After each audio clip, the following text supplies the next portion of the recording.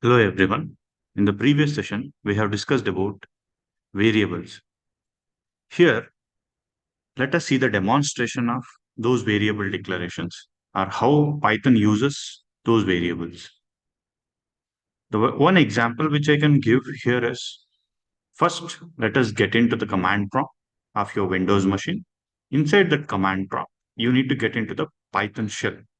So first you need to install Python into your machine. That is recent version of Python, which is 3.11. And then you need to get into the Python interpreter shell, or I can say it as Python shell. If you just type Python on your command prompt, it automatically takes you to the Python. You can just observe here, it is Python 3.11.6. So this three arrows defines that you are in the Python interpreter or in the Python shell.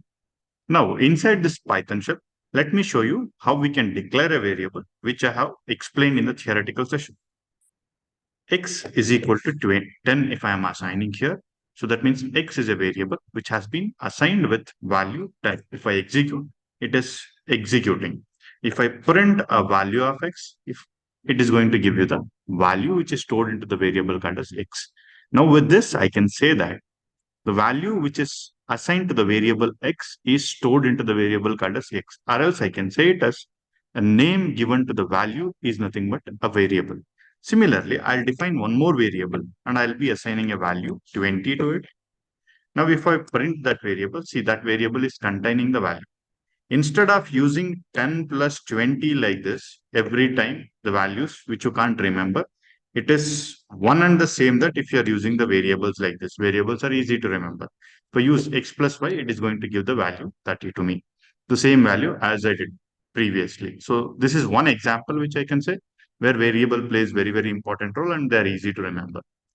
Now, it is also possible for us to declare a variable of different types that I'll be discussing while discussing about the data types.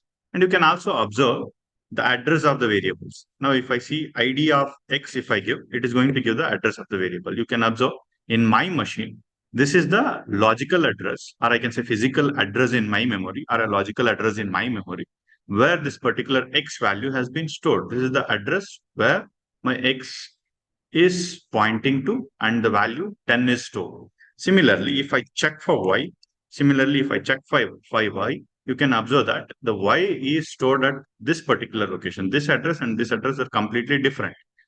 Suppose if I change the value of x, as I told, the variables are changeables. The value of x can be changed. Now, previously we have stored the value of x as 10. Now I'll be changing it to 20. After changing it to the 20, I'll check the address of X now, ID of X. If I check the ID of X, you can observe that the ID of X is same as ID of Y. Can you observe here? 140707397100936. Here also it is the same.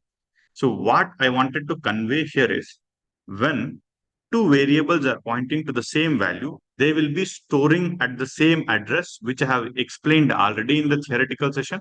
They won't remain at different addresses. Even if I declare one more variable with the same value, z is equal to 20 if I assign.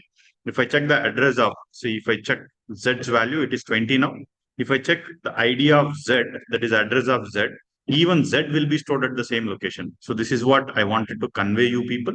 You can understand by this saying that so Python is not going to store a same value at different memory locations. It is just a variable or a label given to the same memory location, which is holding the same value, so that X, Y, Z are also having the same addresses here. They are just labels to that memory location. Or I can say it as everything in Python is called as objects. They are just objects to that particular memory location. This is about a variable. Similarly, we can declare multiple variables also. This is how I have shown how to declare one variable, or I can say, for example, if I assign a is equal to 10, if I assign a is equal to 10, after assigning a value here, the variable a gets birth. The variable a gets birth after you assign a value to it. So apart from this is how we declared only an individual variable. There is a possibility of declaring multiple variables in the same statement or a same line, I can say. So for example, I can write it as a comma b comma c is equal to, I can assign a values like this. 10, 20, 30, where so the first value will be assigned to the variable A, second value to the variable B, and third value to the variable C based on their positions. So you can observe if I print the value of A, it will be 10. If I print the value of B, it will be 20. If I print the value of C, it will be 30.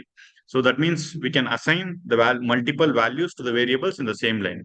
Even it may be of different types also. So for example, instead of this, I can use A, B, C. So I can assign the values like this. I can assign the values like this by using equal to symbol 10, 20.7. So the 20.7 will be stored into the B, and the third value I'll be giving it as RAM, which is of type string. We'll be discussing about these data types further. So what you need to observe is the A is containing 10 now. So B is containing 20.7, which is of type float. And again, C is containing RAM, which is of type string. So that means multiple variables assignment can also be done by using the Python. So at the same line, which is not supported in many of the programming languages, which is supported in Python programming languages. This is about the variable declarations. Further, we'll be discussing about the naming conventions of the variables in the upcoming videos. Thank you.